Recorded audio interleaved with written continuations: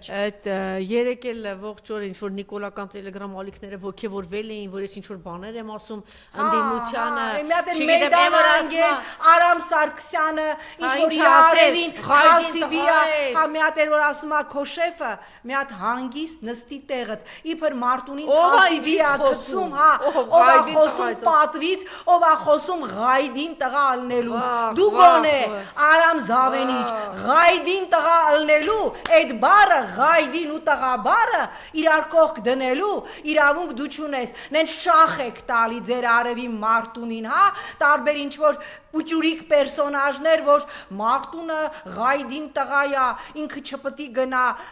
բա Ղայդին տղան հայրենիք հանձնողի կողքը կգնա կկանգնի, Արցախ հանձնողի կողքը կգնա կկանգնի, Ղայդին տղեն էնա, որ երբեք չի կանգնի, Արցախ հանձնածի, հայրենիք հանձնածի, Հայաստան հանձնողի կողքին։ Գյումրեցիները ինչ ցույց տվեցին, Տիկի Զորաբյան, որ այս եվրոդիտորդներին ուշ շպրտեցին։ Ուրեմն դրանով էլ ամփոփենք, հիշում եք, չէ,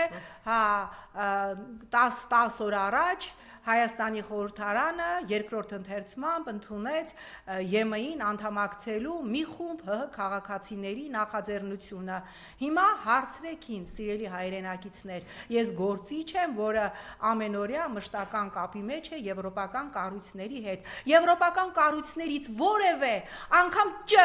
անգամ կիսա Չ կլասի պաշտոնյա ողջունելա Հայաստանի խորհրդարանի կատարած ընտրությունը եւ ասելա այո,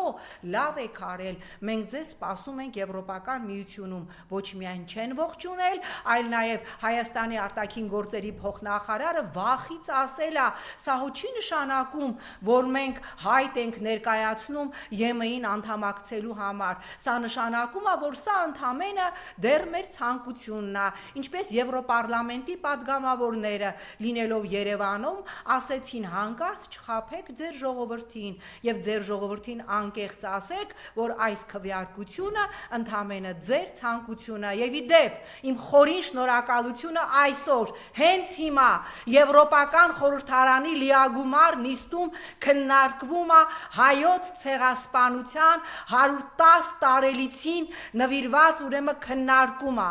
հայոց ցեղասպանության, այն ցեղասպանության, որ Նիկոլ Փաշինյանը ժխտում է եւ ասում է, հələ մի հատ բերեք այդ 1.5 միլիոնների անունները անուն առանուն, տենամ ցեղասպանություն եղել է թե չէ, իսկ թուրք լրագրողների հետ հանդիպման ժամանակ էլ ինչ որ տարօրինակ բաներ է ասում, հետո էլ հայտարարում է, քանի որ մենք իրանց երկրում էինք ապրում,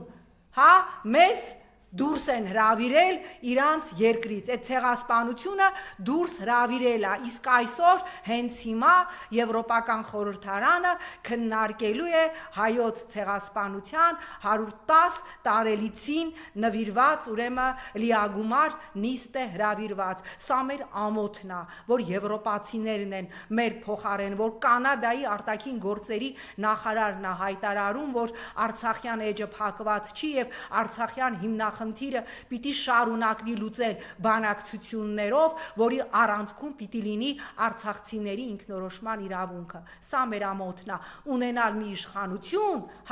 որը կանգնում եւ ասում է, ուզում եք թռեք վերև, իջեք ներքև, Ղարաբաղի հարցը փակված է, չէ փակված չի Նիկոլ, քո հարցն է փակվելու եւ շատ շուտով։